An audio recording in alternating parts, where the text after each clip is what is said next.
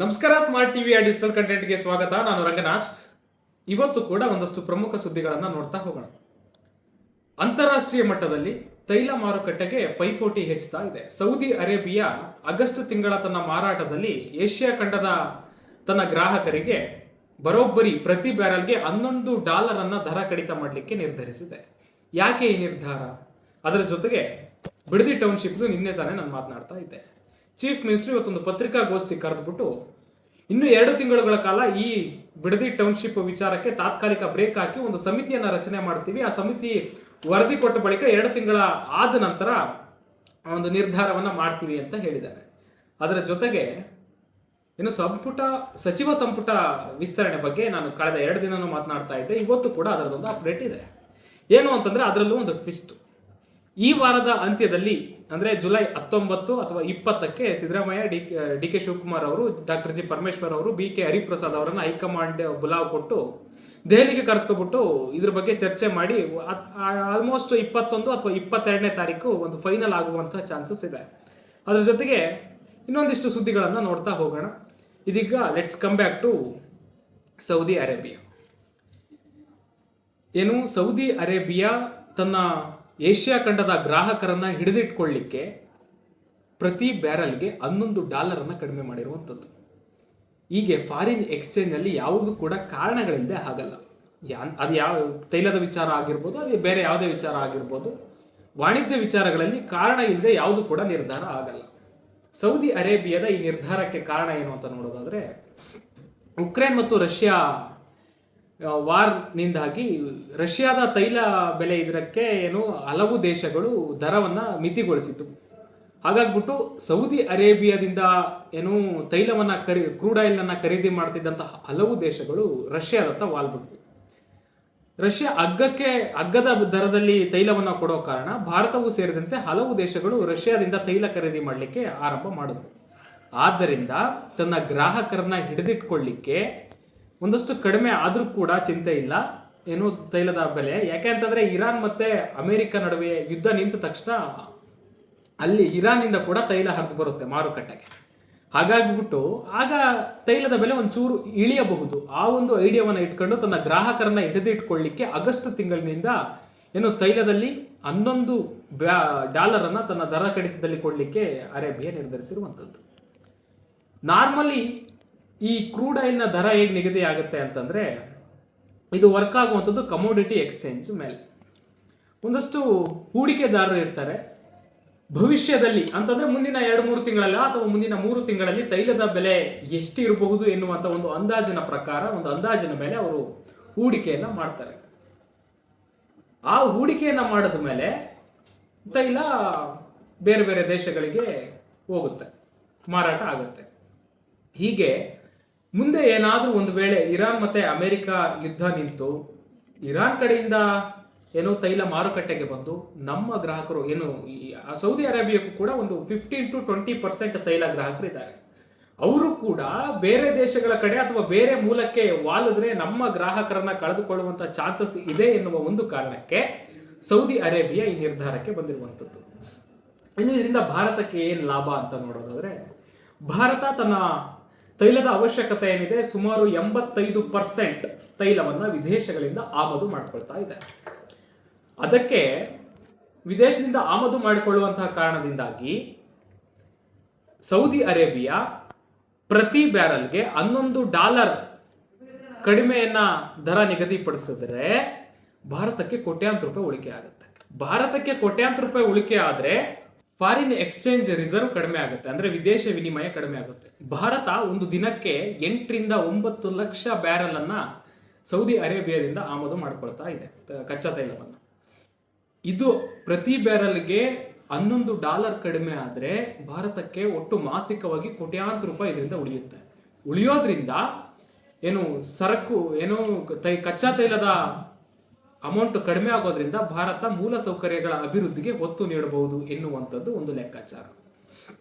ಇನ್ನು ನಾನು ನಿನ್ನೆ ಕ್ಯಾಬಿನೆಟ್ ಎಕ್ಸ್ಪೆನ್ಷನ್ ಬಗ್ಗೆ ಮಾತನಾಡ್ತಾ ಇದ್ದೆ.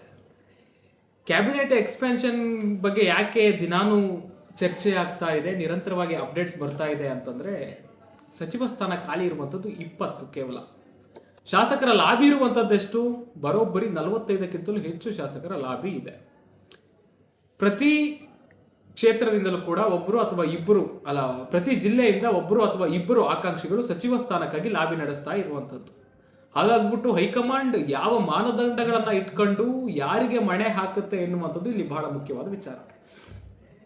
ಈ ವಾರದ ಅಂತ್ಯದಲ್ಲಿ ಜುಲೈ 19 ಅಥವಾ 20ನೇ ತಾರೀಕು ಹೈಕಮಾಂಡ್ ರಾಜ್ಯದ ನಾಯಕರಿಗೆ ಬುಲಾವ್ ಕೊಡುವಂತ ಸಾಧ್ಯತೆ ಇದೆ. 19 ಮತ್ತು 20ನೇ ತಾರೀಕು 2 ದಿನಗಳ ಕಾಲ ದೆಹಲಿಯಲ್ಲಿ ಹೈಕಮಾಂಡ್ ಸಚಿವ ಸಂಪುಟ ವಿಸ್ತರಣೆಯ ಕಸರತ್ತು ನಡೀತದೆ. 21 ಅಥವಾ 22ನೇ ತಾರೀಕು ರಾಜ್ಯದಲ್ಲಿ ಕ್ಯಾಬಿನೆಟ್ ಎಕ್ಸ್ಪೆನ್ಷನ್ ಆಗುವಂತ ಸಾಧ್ಯತೆ ಇದೆ ಅಂತ ಹೇಳ್ಬಿಟ್ಟು ಇವತ್ತು ಪಕ್ಷದ ಮೂಲಗಳಿಂದ ಮಾಹಿತಿ. ಇನ್ನೊಂದು ವಿಚಾರ ಏನು ಅಂತಂದ್ರೆ, ಬೆಳಗಾವಿ ರಾಜಕಾರಣ ನಮ್ಗೆಲ್ಲರಿಗೂ ಗೊತ್ತೇ ಇದೆ. ರಾಜ್ಯದಲ್ಲಿ ಬೆಳಗಾವಿ ಜಿಲ್ಲೆಯಲ್ಲಿ ಸುಮಾರು 11 ಜನ ಕಾಂಗ್ರೆಸ್ ಶಾಸಕರು ಇರುವಂತದ್ದು. 11 ಜನ ಶಾಸಕರಲ್ಲಿ ಈಗಾಗಲೇ ಸತೀಶ್ ಜಾರಕಿಹೊಳಿ ಅವರು PWD ಮಿನಿಸ್ಟರ್ ಆಗಿಬಿಟ್ಟು ಲೋಕೋಪಯೋಗಿ ಮಂತ್ರಿಗಳಾಗ್ಬಿಟ್ಟು ಪ್ರಮಾಣ ವಚನ ತಗೊಂಡಿದ್ದಾರೆ. ಬೆಳಗಾವಿ ಜಿಲ್ಲೆಯಲ್ಲಿ ಇಬ್ಬರಿಗೆ ಸಚಿವ ಸ್ಥಾನ ಕೊಡಲಿಕ್ಕೆ ಅವಕಾಶ ಇದೆ. ಬಟ್ ಈಗ ಲಕ್ಷ್ಮಣ ಸವದಿ ಮತ್ತು ಲಕ್ಷ್ಮೀ ಹೆಬ್ಬಾಳ್ಕರ್ ಅವರ ನಡುವೆ ಪೈಪೋಟಿ ಜೋರಾಗಿದೆ ಸಚಿವ ಸ್ಥಾನಕ್ಕಾಗಿ. ನಮ್ಗೆಲ್ಲರಿಗೂ ಗೊತ್ತಿದೆ, ಲಕ್ಷ್ಮಣ್ ಸವದಿ ಅವರು ಜಗದೀಶ್ ಶೆಟ್ಟರ್ ಅವರು ಕಾಂಗ್ರೆಸ್ಸಿಗೆ ಬಂದರು. ಕಾಂಗ್ರೆಸ್ಸಿಗೆ ಬಂದಾಗ ಲಕ್ಷ್ಮಣ್ ಸವದಿ ಮತ್ತು ಜಗದೀಶ್ ಶೆಟ್ಟರ್ ಇಬ್ಬರಿಗೂ ಕೂಡ ಕಾಂಗ್ರೆಸ್ ಟಿಕೆಟ್ ನೀಡಿತು. ಲಕ್ಷ್ಮಣ್ ಸವದಿ ಅವರು ಗೆದ್ದು ಕಾಂಗ್ರೆಸ್ ಪಕ್ಷದಲ್ಲೇ ಇದ್ದಾರೆ. ಜಗದೀಶ್ ಶೆಟ್ಟರ್ ಅವರು ಸೋತರು ಮಹೇಶ್ ತೆಂಗಿನಕಾಯಿ ಅವರ ವಿರುದ್ಧ. ಮತ್ತೆ ಬಿಜೆಪಿಗೆ ವಾಪಸ್ ಹೋದ್ರು. ವಾಪಸ್ ಹೋದ ಬಳಿಕ MP 2024 ಲೋಕಸಭಾ ಚುನಾವಣೆಯಲ್ಲಿ ಸ್ಪರ್ಧಿಸಿದ್ರು. ಹೌದಾ? ಅದಾದ ನಂತರ ಲಕ್ಷ್ಮಣ್ ಸವದಿ ಅವರ ವಾದ ಏನು? ಅವರು ನನಗೆ ಸಿದ್ದರಾಮಯ್ಯನವರ ಸಚಿವ ಸಂಪುಟದಲ್ಲಿ ಮಂತ್ರಿ ಸ್ಥಾನ ಸಿಗಲಿಲ್ಲ, ನನಗೆ ಕಾಂಗ್ರೆಸ್ ಪಕ್ಷಕ್ಕೆ ಬರುವಂತ ಸಂದರ್ಭದಲ್ಲಿ ಒಂದು ಭರವಸೆಯನ್ನ ಕೊಡಲಾಗಿತ್ತು, ಮಂತ್ರಿ ಮಾಡ್ತೀವಿ ಅಂತ ಹೇಳಲಾಗಿತ್ತು. ಆ ಕೊಟ್ಟ ಭರವಸೆಯನ್ನ ಈಡೇರಿಸಿ ನನಗೂ ಕೂಡ ಮಂತ್ರಿ ಅವಕಾಶವನ್ನ ಕೊಡಿ DK ಶಿವಕುಮಾರ್ ಅವರ ಕ್ಯಾಬಿನೆಟ್ನಲ್ಲಿ ಎನ್ನುವಂಥದ್ದು ಲಕ್ಷ್ಮಣ್ ಸವದಿ ಅವರ ಒಂದು ವಾದ. ಇನ್ನು ಸಚಿವೆ ಲಕ್ಷ್ಮೀ ಹೆಬ್ಬಾಳ್ಕರ್ ಅವರು ಕಳೆದ ಸಿದ್ದರಾಮಯ್ಯನವರ ಕ್ಯಾಬಿನೆಟ್ನಲ್ಲಿ ಮಹಿಳಾ ಮತ್ತು ಮಕ್ಕಳ ಇಲಾಖೆ ಕಲ್ಯಾಣ ಸಚಿವೆಯಾಗಿ ಬಹಳ ಸಮರ್ಥವಾಗಿ ಇಲಾಖೆಯನ್ನು ನಿಭಾಯಿಸಿದ್ರು. ಅವರು DK ಶಿವಕುಮಾರ್ ಅವರ ಹತ್ರನೂ ಚೆನ್ನಾಗಿದ್ದಾರೆ. ಹೈಕಮಾಂಡ್ ನಾಯಕರ ಜೊತೆಗೂ ಕೂಡ ಅವರದ್ದು ಉತ್ತಮ ಬಾಂಧವ್ಯ ಇದೆ. ಹಾಗಾಗ್ಬಿಟ್ಟು ಹೈಕಮಾಂಡ್ ಮತ್ತು DK ಶಿವಕುಮಾರ್ ಅವರು ಅವ್ರಿಗೆ ತಲೆನೋವಾಗಿರೋದ್ರಿಂದ ಯಾರಿಗೆ ಕೊಡಬೇಕು? ಲಕ್ಷ್ಮಣ್ ಸವದಿ ಕೊಡಬೇಕು ಅಥವಾ ಲಕ್ಷ್ಮೀ ಹೆಬ್ಬಾಳ್ಕರ್ ಅವರಿಗೆ ಕೊಡಬೇಕು? ಒಂದು ವೇಳೆ ಇಬ್ಬರಿಗೂ ಕೊಟ್ರೆ ಆ ಜಿಲ್ಲೆಗೆ ಇಬ್ಬರಿಗೆ ಮಾತ್ರ ಕೊಡ್ಲಿಕ್ಕೆ ಅವಕಾಶ, 3 ಜನ ಕೊಟ್ಟಂಗಾಗುತ್ತೆ, ಸತೀಶ್ ಜಾರಕಿಹೊಳಿ ಅವರನ್ನು ಕೂಡ ಸೇರಿದಂತೆ. ಹಾಗಾಗ್ಬಿಟ್ಟು ಹೈಕಮಾಂಡ್ ಯಾವುದೆಲ್ಲ ನಿರ್ಧಾರ ತಗೊಳುತ್ತೆ ಎನ್ನುವಂಥದ್ದನ್ನ ಕಾದು ನೋಡಬೇಕು. ಇನ್ನು ಸಚಿವ ಸಂಪುಟದಲ್ಲಿ ಹಿರಿಯ ಶಾಸಕರು ಕಳೆದ ಕ್ಯಾಬಿನೆಟ್ನಲ್ಲಿ ಇದ್ದಂಥವರು ಒಂದಷ್ಟು ಅವ್ರಿಗೆ ಮಿಸ್ ಆಗಿದೆ ಸಚಿವ ಸ್ಥಾನ. ಫಸ್ಟ್ ಇದರಲ್ಲೇ ಅವ್ರು ಪ್ರಮಾಣ ವಚನ ತಗೊಂಡಿಲ್ಲ. 50-50 ಚಾನ್ಸ್ ಇದೆ. ಅವ್ರಿಗೆ ಕೊಟ್ಟರು ಕೊಡ್ಬೋದಪ್ಪ, ಕೊಡದೇ ಇದ್ರು ಇರ್ಬೋದಪ್ಪ. ಹಾಗೆ ಆಗಿರುವ ಶಾಸಕರು ಯಾರು ಅಂತ ನಾನು ಹೇಳ್ತೀನಿ. ಆಗಿರುವ ಶಾಸಕರ ಪಟ್ಟಿಯಲ್ಲಿ ಜಮೀರ್ ಅಹಮದ್ ಖಾನ್ ಮೊದಲಿಗರು, ಜೊತೆಗೆ SS ಮಲ್ಲಿಕಾರ್ಜುನ್ ಅವರು ದಾವಣಗೆರೆಯಿಂದ, ಅದಾದ ನಂತರ ಸಂತೋಷ್ ಲಾಡ್ ಕಲಘಟಕಿಯಿಂದ, ಶಿವರಾಜ್ ತಂಗಡಿಗಿ ಕನ್ನಡ ಮತ್ತು ಸಂಸ್ಕೃತಿ ಇಲಾಖೆ ಸಚಿವರಾಗಿದ್ದರು, ಮಂಕಾಳ ವೈದ್ಯ, ಮಧು ಬಂಗಾರಪ್ಪ, RB ತಿಮ್ಮಾಪುರ್, ಮತ್ತೆ ಬಳ್ಳಾರಿಯಿಂದ ನಾಗೇಂದ್ರ ಅವರು. ಇವರಿಗೆಲ್ಲರಿಗೂ ಕೂಡ ಸಚಿವ ಸ್ಥಾನ ಸಿಗಬಹುದು, ಸಿಗದೇ ಇದ್ರೂ ಇರ್ಬೋದು. ನಾನು ಮೊನ್ನೆ ತಾನೇ ಮಾತನಾಡ್ತಾ ಇದ್ದೆ, ಬಳ್ಳಾರಿಯಲ್ಲಿ ಒಂದು ವೇಳೆ ಏನಾದರೂ ನಾಗೇಂದ್ರ ಅವರಿಗೆ ಮಿಸ್ ಆದರೆ ST ಸಮುದಾಯದಿಂದ ಅದೇ ಜಿಲ್ಲೆಗೆ ಕೊಡೋದಾದ್ರೆ ಅನ್ನಪೂರ್ಣ ತುಕಾರಾಮ್ ಅವ್ರಿಗೆ ಹೋಗ್ಬೋದು. ಅಥವಾ ST ಸಮುದಾಯದಿಂದ ಇನ್ನೊಬ್ಬ ಪ್ರಬಲ ಆಕಾಂಕ್ಷಿ ಅಂತಂದ್ರೆ ಚಳ್ಳಕೆರೆ ವಿಧಾನಸಭಾ ಕ್ಷೇತ್ರ ಶಾಸಕ T ರಘುಮೂರ್ತಿ ಅವರು ಪ್ರಬಲ ಆಕಾಂಕ್ಷಿ ಆ ಸ್ಥಾನಕ್ಕೆ ST ಸಮುದಾಯದಿಂದ, ಅವ್ರಿಗೂ ಕೂಡ ಸಿಗಬಹುದು. ಇನ್ನು ಸಚಿವ ಸ್ಥಾನಕ್ಕೆ ಲಾಬಿ ಇನ್ನೊಂದು ಬೆಳಗಾವಿಯಲ್ಲಿ ಇವರು ಅಶೋಕ್ ಪಟ್ಟಣ್ ಕೂಡ ಲಾಬಿ ನಡೆಸ್ತಾ ಇದ್ದಾರೆ, ಸಿದ್ದರಾಮಯ್ಯನವರು ಆಪ್ತರು. ಅದೊಂದು ನಿಮ್ಮ ಗಮನದಲ್ಲಿ ಇರಲಿ. ಇನ್ನು ಅಂತಂದ್ರೆ ಯಾರೆಲ್ಲ ಆಕಾಂಕ್ಷಿಗಳು ಅಂತ ನೋಡೋಣ. ಆಕಾಂಕ್ಷಿಗಳ ಪಟ್ಟಿ ದೊಡ್ಡದೇ ಇದೆ. ನಾನು ಕ್ಷೇತ್ರ ಮತ್ತು MLAಗಳ ಹೆಸರನ್ನ ಹೇಳ್ತಾ ಹೋಗ್ತೇನೆ. ಲಕ್ಷ್ಮಣ ಸವದಿ ಈಗಾಗಲೇ ಹೇಳಿದಂತೆ ಅಥಾಣಿ ಕ್ಷೇತ್ರ, ಅಪ್ಪಾಜಿ ಗೌಡ ಮುದ್ದೇಬಿಹಾಳ, ಬಸವರಾಜ ರಾಯರೆಡ್ಡಿ ಯಲಬುರ್ಗಾ, T ರಘುಮೂರ್ತಿ ಚಳ್ಳಕೆರೆ, TB ಜಯಚಂದ್ರ ಶಿರಾ, ಶಿವಲಿಂಗೇಗೌಡ ಅರಸೀಕೆರೆ, ನರೇಂದ್ರ ಸ್ವಾಮಿ ಮಳವಳ್ಳಿ, ಪುಟ್ಟರಂಗ ಶೆಟ್ಟಿ ಚಾಮರಾಜನಗರ, ರಿಜ್ವಾನ್ ಹರ್ಷದ್ ಶಿವಾಜಿನಗರ, ಶರತ್ ಬಚ್ಚೇಗೌಡರು Hoskote, Subbareddy Bagepalli, YA Narayanaswamy Bangarpet, Beluru Gopalakrishna Sagar, Srinivas Tarikere, RV Deshpande Haliyal, Rudrappa Lamani Haveri, Raghavendra Hitnal Koppal, Balakrishna Magadi, Ashok Pattan Ramdurg, Srinivas Mane Hangal, Raghavendra Hitnal Koppal, NA Haris Shantinagar, Shivanna Anekal, NY Gopalakrishna Molakalmuru ವಿಧಾನಸಭಾ ಕ್ಷೇತ್ರ, ತನ್ವೀರ್ ಸೇಠ್ ನರಸಿಂಹರಾಜ, ಎಸ್ ಪೊನ್ನಣ್ಣ ವಿರಾಜಪೇಟೆ ಇವರೆಲ್ಲರೂ ಕೂಡ ಸಚಿವ ಸ್ಥಾನದ ರೇಸ್ನಲ್ಲಿದ್ದಾರೆ. ಮುಂದಿನ ವಾರದ ಆರಂಭದಲ್ಲಿ, ಈ ವಾರದ ಅಂತ್ಯದಲ್ಲಿ ಅಥವಾ ಹೈಕಮಾಂಡ್ ಬುಲಾವ್ ಕೊಡೋದ್ರಿಂದ ಇವರೆಲ್ಲರೂ ಕೂಡ ದೆಹಲಿ ಮಟ್ಟದಲ್ಲಿ ಒಂದು ಲಾಬಿ ನಡೆಸಲಿಕ್ಕೆ ಇದ್ದಾರೆ. ದೆಹಲಿಗೆ ಹೋಗ್ತಾರೆ, ಬರ್ತಾರೆ, ನಮಗೆ ಅವಕಾಶ ಮಾಡಿಕೊಡಿ ಅಂತ ಹೇಳ್ಬಿಟ್ಟು ಹೈಕಮಾಂಡ್ ನಾಯಕರ ಗಮನಕ್ಕೆ ತರ್ತಾರೆ. ಇದೆಲ್ಲವೂ ಕೂಡ ಆಗುತ್ತೆ. ಈಗಾಗಲೇ ರಾಹುಲ್ ಗಾಂಧಿ ಅವರ ಹತ್ರ ಒಂದು ಲಿಸ್ಟ್ ಇದೆ ಅಂತ. ಏನು ಲಿಸ್ಟು? ಯಾರಿಗೆ ಕೊಡಬೇಕು, ಯಾರಿಗೆ ಕೊಡಬಾರ್ದು, ಯಂಗ್ ಅಂಡ್ ಎನರ್ಜೆಟಿಕ್ ಟೀಮ್ ಕಟ್ಟಬೇಕು 2028ರ ವಿಧಾನಸಭಾ ಚುನಾವಣೆಯ ದೃಷ್ಟಿಯಿಂದ. ಹಾಗಾಗ್ಬಿಟ್ಟು ಅವ್ರ ಹತ್ರ ಒಂದು ಲಿಸ್ಟ್ ಇದೆ ಅಂತೆ. ಆ ಲಿಸ್ಟನ್ನು ಕೂಡ ನೋಡ್ತಾರೆ. ಸಿದ್ದರಾಮಯ್ಯ, ಡಿ ಕೆ ಶಿವಕುಮಾರ್ ಅವರು ತಮ್ಮ ಲಿಸ್ಟನ್ನು ಕೊಡ್ತಾರೆ.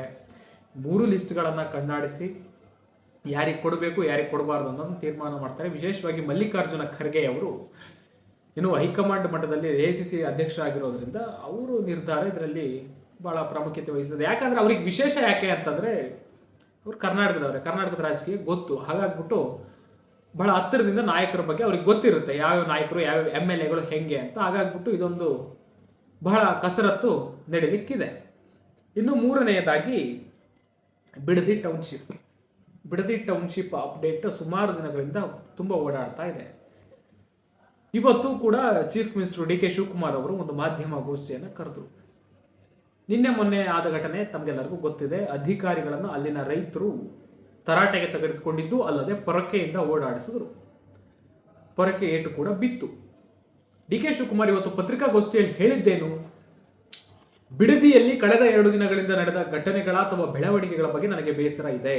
ಅಧಿಕಾರಿಗಳನ್ನ ಹೊಡಿಲಿಕ್ಕೆ ಹೋಗ್ಬೇಡಿ, ನನ್ನೇ ಹೊಡೆದು ಬಿಡಿ, ನಾನೇ ಬರ್ತೀನಿ ಅಂತ ಹೇಳ್ಬಿಟ್ಟು ಡಿ ಕೆ ಶಿವಕುಮಾರ್ ಅವರು ಹೇಳಿತ್ತು. ಅದರ ಜೊತೆಗೆ ನಿನ್ನೆ ದೇವೇಗೌಡರು ಪತ್ರ ಬರೆದಿದ್ರು. ಇವತ್ತು ಡಿ ಕೆ ಶಿವಕುಮಾರ್ ಅವರು ಹೇಳಿದ್ರು 2 ತಿಂಗಳುಗಳ ಕಾಲ ಇದಕ್ಕೆ ಬ್ರೇಕ್ ಹಾಕ್ತೀವಿ, ಒಂದು ತಂಡವನ್ನು ರಚನೆ ಮಾಡ್ತೀವಿ, ಆ ತಂಡ 2 ತಿಂಗಳಾದ್ಮೇಲೆ ವರದಿ ಕೊಡುತ್ತೆ, ಆ ವರದಿಯನ್ನು ಆಧರಿಸಿ ಮುಂದಿನ ತೀರ್ಮಾನವನ್ನು ನಾವು ಕೈಗೊಳ್ತೀವಿ ಅಂತ ಅಂದ್ರು. ಅದರ ಜೊತೆಗೆ ಡಿ ಕೆ ಶಿವಕುಮಾರ್ ಅವರು ಹೇಳಿದ್ದು ಜಿಸ್ಟ್ ಯಥಾವತ್ತು ಅವ್ರು ಏನು ಹೇಳಿದ್ರು ಅದನ್ನ ಹೇಳ್ತಾ ಇದ್ದೀನಿ. ಡಿ ಕೆ ಶಿವಕುಮಾರ್ ಹೇಳಿದ್ದೇನು ಅಂತಂದ್ರೆ, ಇಷ್ಟವಿದ್ದ ರೈತರು ಈ ಟೌನ್ಶಿಪ್ಗೆ ಜಮೀನು ಕೊಡ್ಲಿಕ್ಕೆ ಇಷ್ಟ ಇರುವಂತಹ ರೈತರು ಹಣವನ್ನು ಪಡೆದು ಜಮೀನು ನೀಡಬಹುದು. 2010ರಲ್ಲಿ ಯಡಿಯೂರಪ್ಪ ಅವರು ಸಮಗ್ರವಾದ ಉಪನಗರ ಯೋಜನೆ ಮುಂದುವರಿಸಲು 2ನೇ ಬಾರಿ ಜಾಗತಿಕ ಟೆಂಡರ್ ಕರೆದು PDP ಮಾದರಿಯಲ್ಲಿ ಅನುಷ್ಠಾನಕ್ಕೆ ಮುಂದಾದರು. ಆಗ ಸಹ ಅಶೋಕ್ ಅವರು ಸಚಿವರಾಗಿದ್ದರು. ರೈತರ ಆಸ್ತಿಯನ್ನು ಕಬಳಿಸಲು ನೀವು ನಡೆಸಿರುವ ಸಂಚನ್ನ ಎಷ್ಟು ದಿನ ಮುಚ್ಚಿಕೊಳ್ಳಲು ನಿಮಗೆ ಸಾಧ್ಯವಿದೆ? ರೈತ ಮಹಿಳೆಯರ ಬದುಕನ್ನು ಕಸಿದುಕೊಳ್ಳುವ ಕಾರ್ಯವನ್ನು ನಮ್ಮ ಸರ್ಕಾರ ಮಾಡಿಲ್ಲ. ಬಲವಂತವಾಗಿ ನಿಮ್ಮ ಜಮೀನನ್ನ ತೆಗೆದುಕೊಳ್ಳುವ ಅವಶ್ಯಕತೆ ನಮ್ಮ ಸರ್ಕಾರಕ್ಕಿಲ್ಲ. ಇದರಲ್ಲಿ ಯಾರಿಗೂ ಬಲವಂತ ಇಲ್ಲ. ಇಷ್ಟವಿದ್ದ ರೈತರು ಪರಿಹಾರ ಪಡೆದು ತಮ್ಮ ಜಮೀನು ನೀಡಬಹುದಾಗಿದೆ. ಕುಮಾರಸ್ವಾಮಿ, ಯಡಿಯೂರಪ್ಪ ಅವರು ಮುಖ್ಯಮಂತ್ರಿಯಾಗಿದ್ದ ಸಂದರ್ಭದಲ್ಲಿ ಪ್ರಾರಂಭಿಸಿದ್ದ ಈ ಯೋಜನೆಯನ್ನು ಮುಂದುವರಿಸಿಕೊಂಡು ಹೋಗ್ತಾ ಇದ್ದೇನೆ ಅಂತ ಹೇಳ್ಬಿಟ್ಟು ಖಡಕ್ ಆಗಿ ಹೇಳಿದ್ರು. ಅದ್ರ ಜೊತೆಗೆ ಎಂದಿನಂತೆ ಇದು ನನ್ನ ಕನಸಿನ ಕೂಸಲ್ಲ, ಇದಕ್ಕೆ ನಾನು ಶಂಕುಸ್ಥಾಪನೆ ಮಾಡಿದ್ದಲ್ಲ, ಹಿರಿಯರು ಹಾಕಿಕೊಟ್ಟ ಮಾರ್ಗದಲ್ಲಿ ನಾನು ಹೋಗ್ತೇನೆ ಅಂತ ಹೇಳ್ಬಿಟ್ಟು ಇಂಡೈರೆಕ್ಟ್ ಆಗಿ ಕುಮಾರಸ್ವಾಮಿ ಅವರನ್ನ ಕುಟ್ಕಿದ್ರು ಕೂಡ. ಇನ್ನು ತಮಿಳುನಾಡು CM ವಿಜಯ್ ಅವರ ಬಹುನಿರೀಕ್ಷಿತ ಸಿನಿಮಾ ಜನನಾಯಕನ್ ಪದೇ ಮುಂದೂಡ್ತಾ ಇತ್ತು. ಅದಕ್ಕೆ ಒಂದು ಮುಹೂರ್ತ ಫಿಕ್ಸ್ ಆಗಿದೆ. ಜುಲೈ 23ಕ್ಕೆ ಸಿನಿಮಾ ಬಿಡುಗಡೆಯಾಗುವಂಥ ಒಂದು ಇವತ್ತು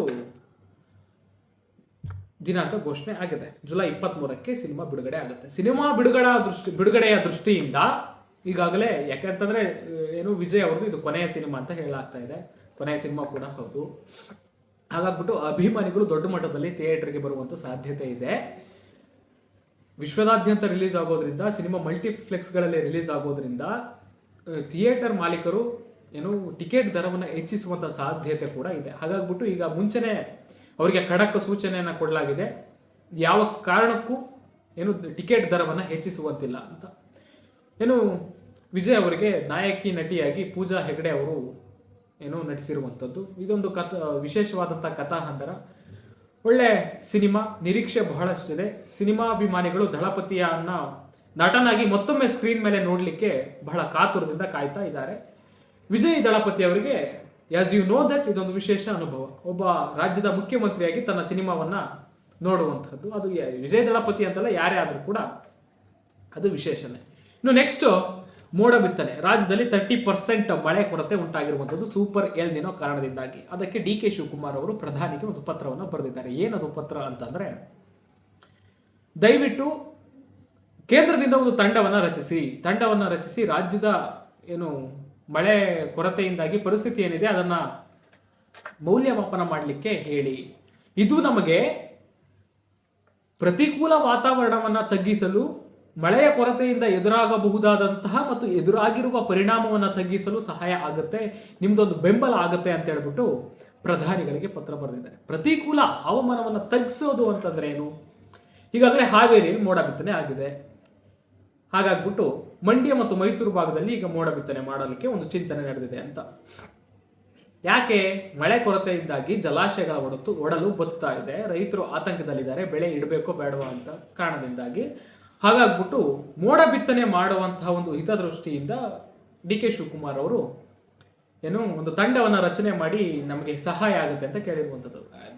ಯಾವ ನೋ ಐಡಿಯಾ ಮೋಡ ಬಿತ್ತನೆಯಿಂದ ಮಳೆ, ಅದು ಚೀಫ್ ಮಿನಿಸ್ಟ್ರು ಅದು ಮತ್ತೆ ಹವಾಮಾನ ತಜ್ಞರು ಅದು ಹೇಗೆ ಮಾಡ್ತಾರೆ ಅಂತ.